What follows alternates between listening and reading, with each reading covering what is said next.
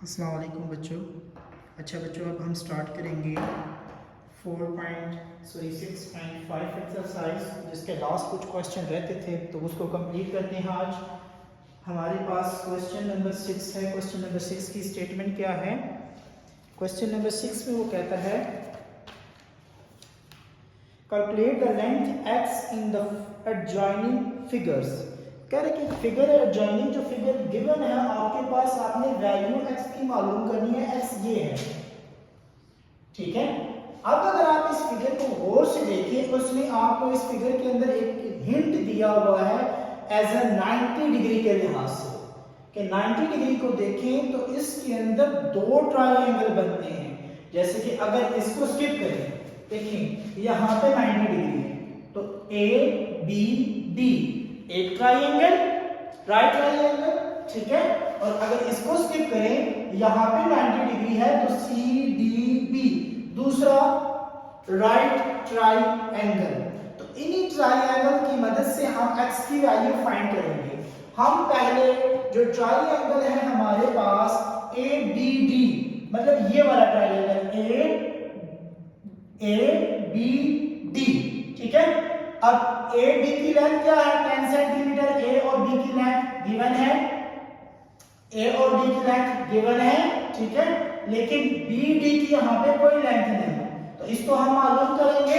कैसे मालूम करेंगे? By Pythagoras theorems.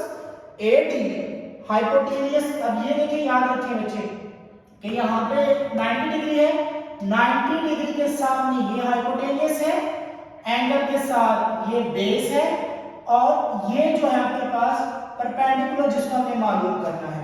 First triangle जो मैंने बताया, ठीक है। ए डी का स्क्वायर मतलब ए डी का whole square is equal to A B का स्क्वायर प्लस बी डी का स्क्वायर। अब ए डी भी हमारे पास मौजूद है 17, ए बी भी हमारे पास मौजूद है 10, तो इनकी जगह मैंने वैल्यू प्लेस कर दी। 10 का स्क्वायर 100 होता है, तो इसको मैं दूसरी साइड पे लेके -100, 289 माइनस 100 का आपके पास आंसर बच जाएगा 189। हमें बी डी की वैल्यू चाहिए। बी डी के ऊपर स्क्वायर, स्क्वायर को रिमूव करने के लिए दोनों साइड पे स्क्वायर रूट ले लेंगे। Square root square root cancel हो जाएगा, तो B D is equal to आपके पास आ जाएगा अंडर रूट 189 सेंटीमीटर, ठीक है बच्चों। अब नेक्स्ट चीज, सेकंड फिगर। अब देखिए ये लेंथ हमें मालूम होगी, इस लेंथ की वैल्यू है अंडर रूट 189, ठीक है। ये हमारे पास नहीं थी। अब अगर हम दूसरी ट्रायंगल को देखें, इसको भूल जाए, अब ये ट्रायंगल नहीं है, आपने इसका लेंथ मालूम करना है, इस ट्रायंगल का भूल जाए।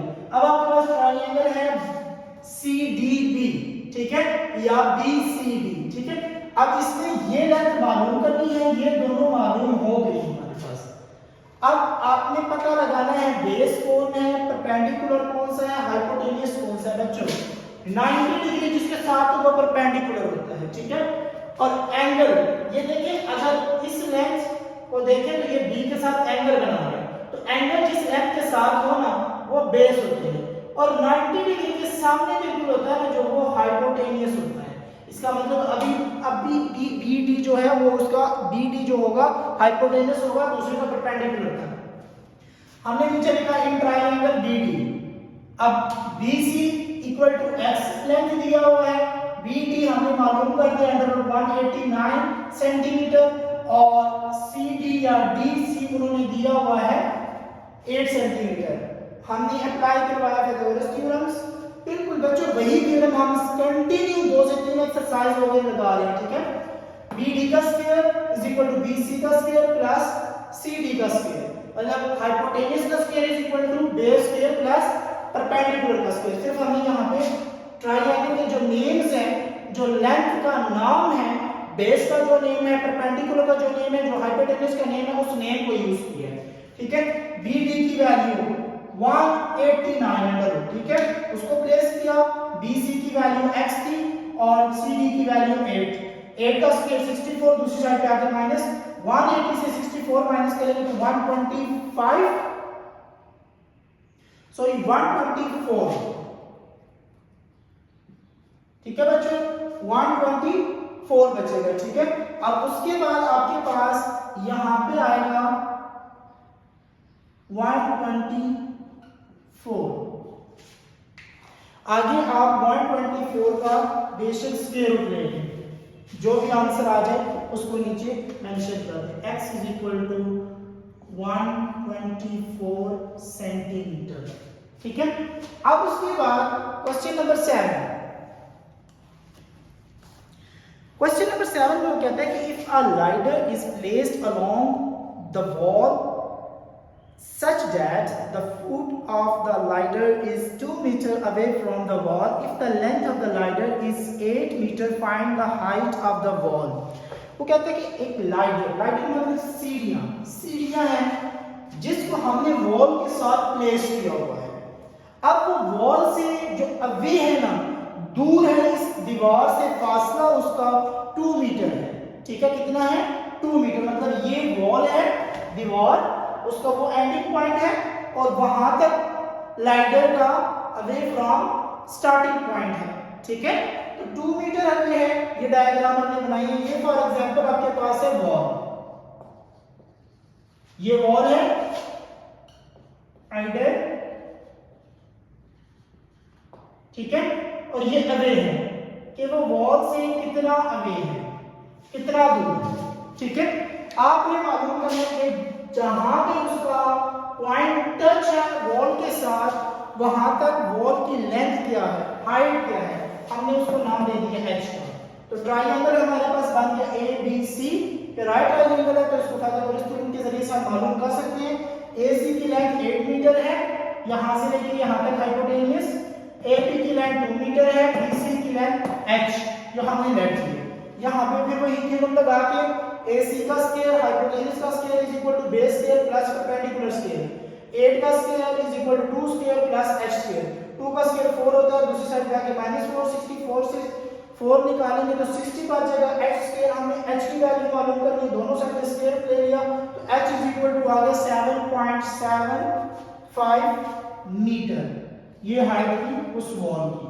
ठीक है, अब नेक्स्ट क्वेश्चन है क्वेश्चन नंबर 8। क्वेश्चन नंबर 8 में कहता है the diagonal of the right triangles rectangular fields ABCD is x plus 9 metre the side. अब उसने एक रेक्टेंगुलर दिया, उसके साइड आपको लेंथ, उसका डायगोनल्स, उसकी विड्थ सब कुछ आपको गिवन है, लेकिन इन वेरिएबल फॉर्म में। ये डायग्राम है।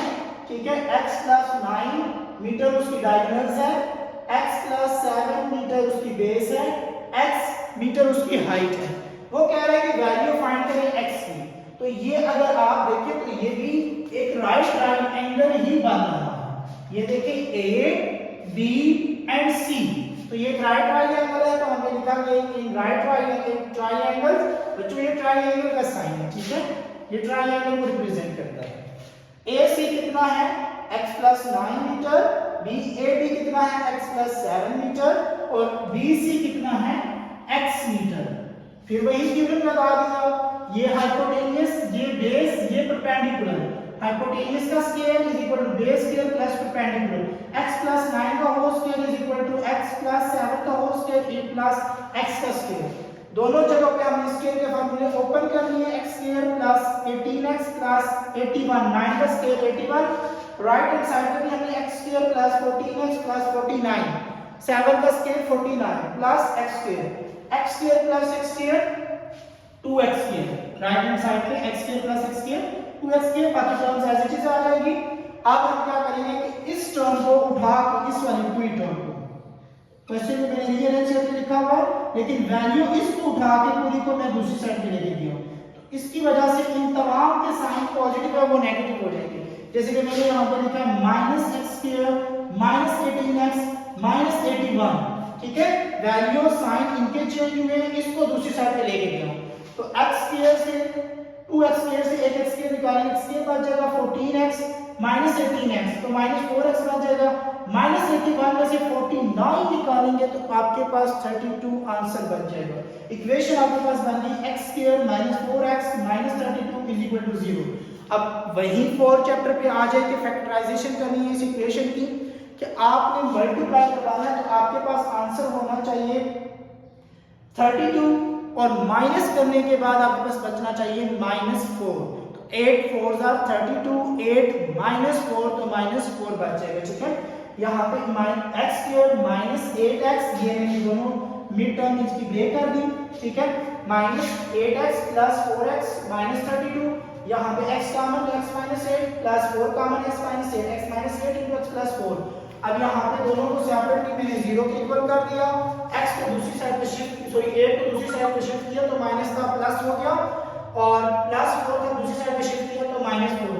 अब ये याद रखें बच्चों, लेंथ कभी भी नेगेटिव नहीं हो सकती, तो इसीलिए ये x -4 जो आंसर है ना, ये नॉट पॉसिबल है, ये नहीं हो सकता। लेकिन x 8 पॉसिबल है क्योंकि ये पॉजिटिव नंबर है, ठीक है बच्चों।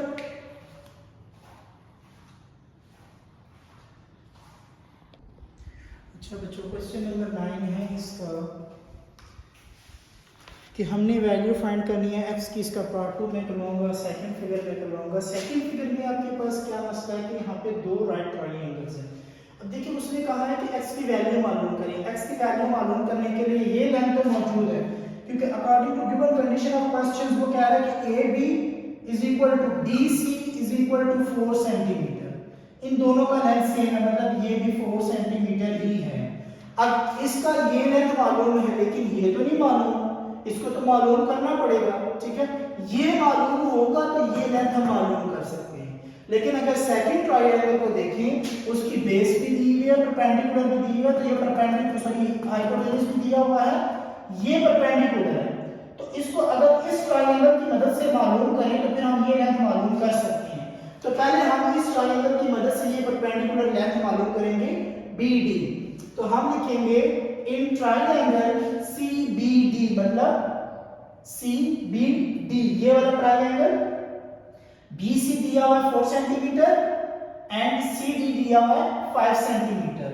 फिर वही गिवन अगेन, CD का स्केयर मतलब हाइपोटेन्यूज का square is equal to base square plus perpendicular square. तो CD 5 सेंटीमीटर है, BC 4 सेंटीमीटर है, और DB हमने मालूम करना है। 5 का स्केयर 25, 4 का स्केयर 16, दूसरी साइड प्लस हो रहा था तो इस साइड पे शिफ्ट किया तो 25 - 16, 25 में से 9 निकालने, 16 निकालने तो 9 बच जाएगा। अब BD का होल स्केयर है, तो स्केयर खत्म करने के लिए हम क्या करेंगे, taking square on both side, तो स्केयर और स्केयर कैंसिल, 9 3 का स्केयर होता है, तो BD की हमारे पास लेंथ आ जाएगी 3 सेंटीमीटर। इसका मतलब अब ये लेंथ हमारे पास मालूम हो चुकी है 3 सेंटीमीटर। अब हमें मालूम करना है ये x की value in triangle ABD, in triangle ABD, ठीक है। AB = 4 centimetre, BD =